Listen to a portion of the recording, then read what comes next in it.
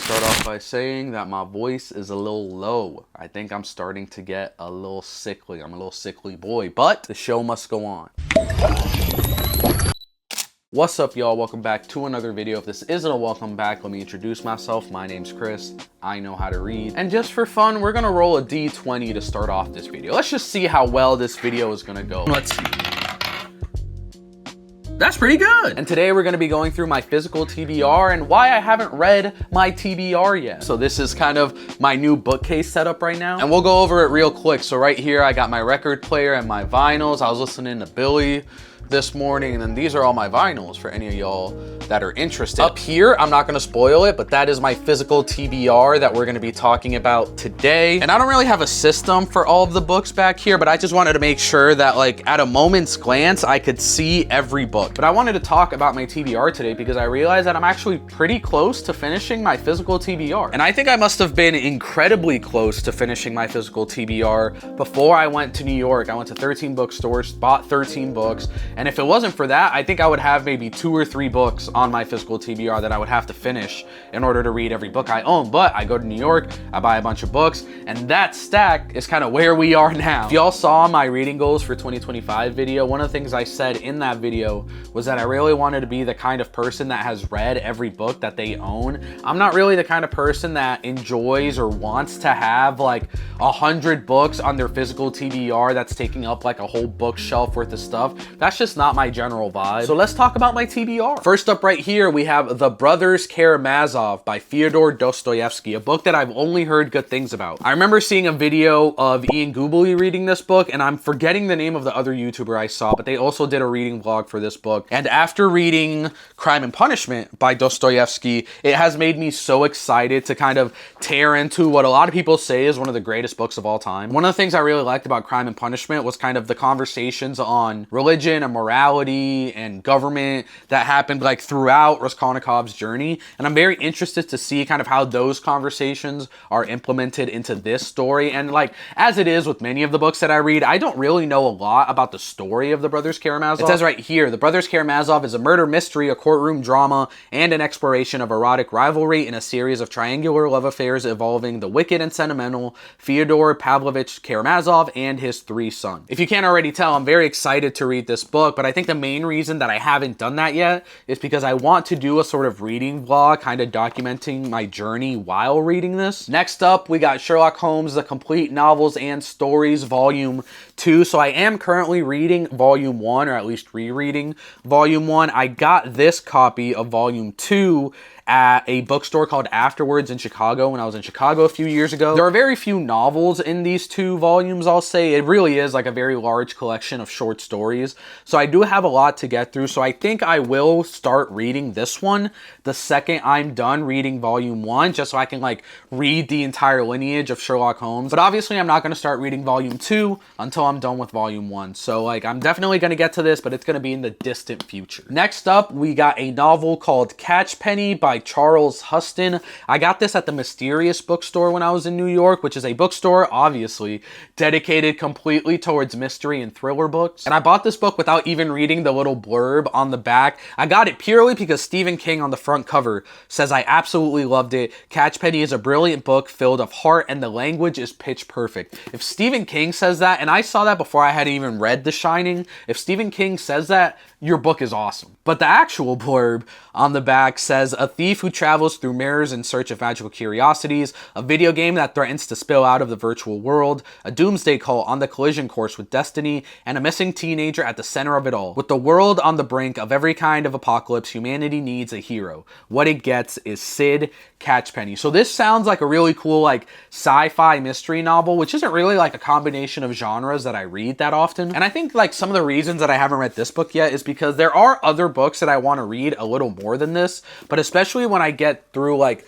not reading slumps. I wouldn't like categorize myself as someone who gets into reading slumps very often, but whenever I don't know what to read, I'm kind of really excited to just pick this book out of the TBR jar, because it's one of those things where it's like, because I knew so little about this book before I bought it, like nothing is really like gravitating me towards this book, but when I get a chance to read it, I'm gonna be like, oh shit, this is gonna be awesome. Like I'm really excited. But we got a lot of bigger books, a lot of bigger fish to fry before we get to Sid Catchpenny's story, so this is going on the TBR shelf shelf in the TBR jar, but we're gonna get to this eventually. Probably one of the books I'm most excited to read on my TBR is Smoke Kings by Jamal Mayfield. The little blurb on the back says, a propulsive noir thriller with an unforgettable cast of characters that asks, what would happen if reparations for African Americans were finally charged and exacted now by force? If I remember correctly, the reason I got this book at the Center of Fiction bookstore, beautiful bookstore if you're in New York, I think the reason I got this book was because it was featured on the New York Times top 100 books of the year, if I remember correctly. But I'm very excited to jump into Jamal Mayfield's writing. I've only heard good things about it, even though this is the only book I've heard of him writing. And I'm also very excited to kind of jump into a genre that I'm not too like well versed in. And again, with all the good things I've heard about this book, I think this is going to be a great introduction into the crime thriller genre. These are the books I'm reading currently right now. So I'm reading Sherlock Holmes Volume 1, like I said, and I've mentioned it in a few videos, but I'm still reading A People's History of the United States. And those are both pretty thick books, and I think that's about all I can handle right now. But once I'm done with those two books, I think I'm going to jump into Smoke Kings. This has been like on my TBR, like I need to read this next list for so long, and I kind of just want to hop into it. I think I'm going to breeze through. I say breeze through like I don't have like 600 pages left of A People's History. But once I finish A People's History, I'm definitely going to jump into this. TBR jar or not, I think the subject matter and the genre and the good things I've heard about Mayfield's writing are like drawing me to this book every time I see it on this little shelf here. So again, once I'm done with my current reads, I'm definitely going to hop into this ASAP. Next up, I know what you're thinking. This is a pretty thick book. It's not even the thickest book on this shelf. We got 1Q84 by Haruki Murakami. Got this at Bookstore Kinokuniya in New York, another beautiful bookstore as well. And this cover specifically, it's one of those weird situations where I've seen this book for years at used bookstores, at Barnes and Nobles, and I never knew what it was about. But specifically, one of the YouTubers I love watching, Emery Reads, has spoken so highly of Murakami's writing, and specifically about 1Q84, that once I saw it when I was in New York, and I think Kinokuniya is like a primarily like Chinese or Japanese focused, or at least Asian focused bookstore, so I wanted to get a book by like an Asian author. And once I saw 1Q84, I was like, I gotta hop into this. It says on the back right here, a love story, a mystery, a fantasy, a novel of self-discovery, a dystopia to rival George Orwell's. 1Q84 is a tremendous feat of imagination from one of our most revered contemporary writers. Personally, I don't know if I'm drawn to make a whole video about 1Q84. If any of y'all have read this book and you think it should get its own video, let me know, please. But I've heard very good things about Murakami's writing, which is one of the reasons I kind of wanted to start with one of his more popular books. And what I've heard is that this isn't even his best book, it's just one of his more popular ones. So if I like this and I can make it through 1,200 pages, definitely Murakami is going to be one of the writers that I want to hop into the future and read a little more of their work. But I think one of the main reasons that I haven't read this yet, and I think this applies to a lot of the books that we've talked about and that we're going to talk about, is that I haven't really read a lot of these writers before. I want to make sure that I give these writers like the respect and the time and the analysis that they deserve, especially because it's like first date, like it's my first introduction to these writers. So I don't want to rush through everything, and most of the books that I have left on my TBR are pretty thick books, so I'm only going to be reading like 1 or 2 of them at a time. So Murakami, I know I've heard a lot about you, but you're going to stay on the TBR shelf, in the TBR jar for the foreseeable future. I got a lot of big chungus books on this list, so we got to work our way through them. Next up, y'all aren't going to be happy about this. I'm not going to be happy about this either. Atlas Shrugged by Ayn Rand. Look, we don't have to talk about this book too much. I showed someone a picture of my bookshelf once, and this was the book that they singled out and said, don't read that. And I think the only reason I have this book is because they were giving out free copies of it when I was in college. Oh my God, this text is so small. This is the first time I've ever opened this book. What? This is a regulation-sized playing card. It's the only thing I have close to me. Look at this. Look at how small that is. That's crazy. And I did some research on Ayn Rand a couple days ago, and I recognize, I cannot say this clearly enough, raggedy ass excuse for a human being. I get it. Truthfully, I just want to see what all the hype is about. Like, I don't really think I'm the kind of person where I only want to read books that like agree with my worldview or that make me feel good, if that makes sense. I'm probably going to disagree with a lot of what is in this book. And even if I don't like this book and I'm 200 pages in, DNFing it is always a thing I can do. It's one of the conversations I like having with people when I first meet them, or like after I get to know them a little bit, because I think everyone's opinion on how you separate the art from the artist is so interesting, and I don't think like I can fault anybody for like never picking up Ayn Rand or loving Harry Potter, even though J.K. Rowling is a turf and a raggedy ass excuse for a human being. Some Chris reads where I've never read Harry Potter. My sister was a big Harry Potter girly, so like I knew of the universe, and as an adult I've seen some of the movies, but I've never read some of the books, and I really want to, because Harry Potter, like as a force, is like a cultural phenomenon, but J.K. Rowling is phenomenally a bitch. So do I want to go out and do I want to rent or buy some of the Harry Potter books? I don't know,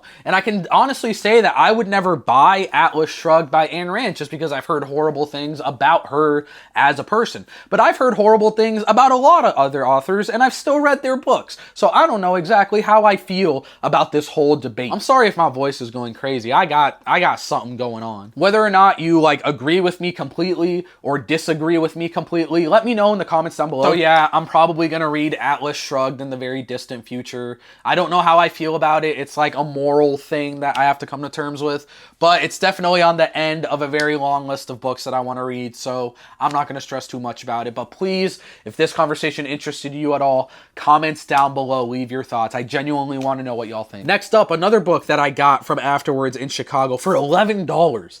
I got Dune for $11. It's Dune by Frank Herbert. I read the first chapter of this for a video I did a very long time ago, and while I was very intrigued by that first chapter, come on, buddy, like, come on, buddy, like, come on, buddy. I only have thick books left on my TBR, so I can't read that many at once. My little noggin starts hurting after a while. And my biggest fear with a book like this, and with another book that we're going to be talking about pretty soon, is that because it's sci-fi and because there's a lot of like world building and universe creating, my memory ain't that good, and I'm going to forget a lot of stuff. And like I did when I first started reading Crime and Punishment, I'm going to need to take notes. And if I'm going to have to take notes while reading about a people's history of the United States, while reading about Sherlock Holmes and his weird heroin inflicted like crime solving, but I think different to like Brothers Karamazov, I do want to do a combo reading vlog with this book and with another legendary science fiction novel, The Way of Kings, book 1 of the Stormlight Archive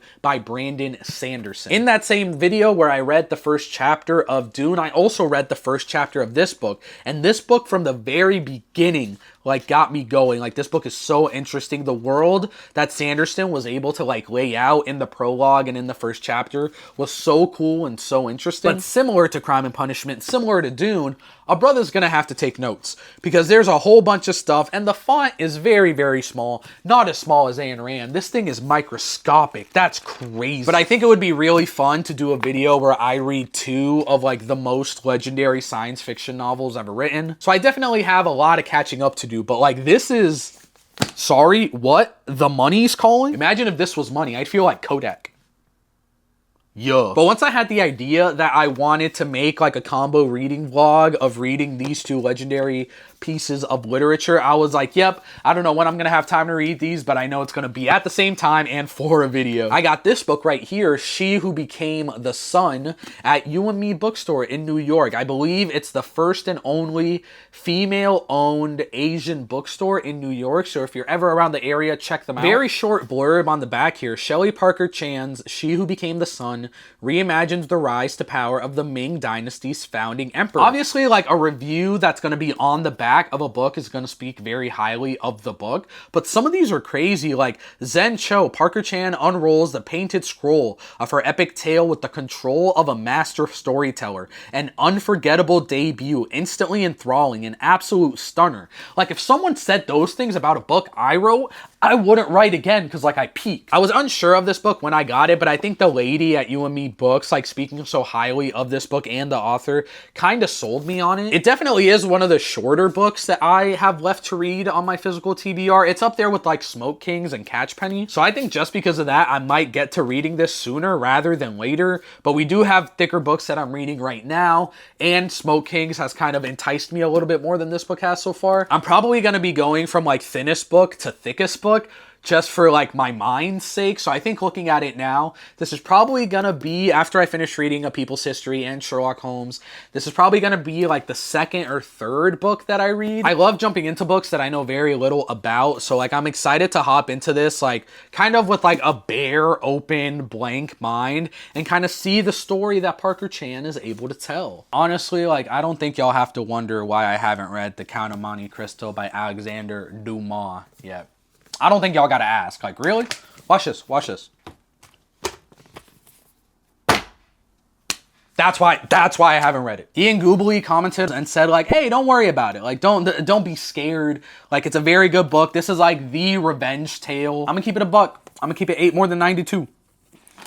I'm scared. If I read this, it's definitely getting its own video because I need there to be like some physical or virtual media, some confirmation that I actually spent the time in my life that I spent to read this book, because this is going to be like a multi-week thing. This book has changed the literary landscape, even like the media landscape, since it was first published. And I have it in my hands. And my life is going to be different after I finish this book.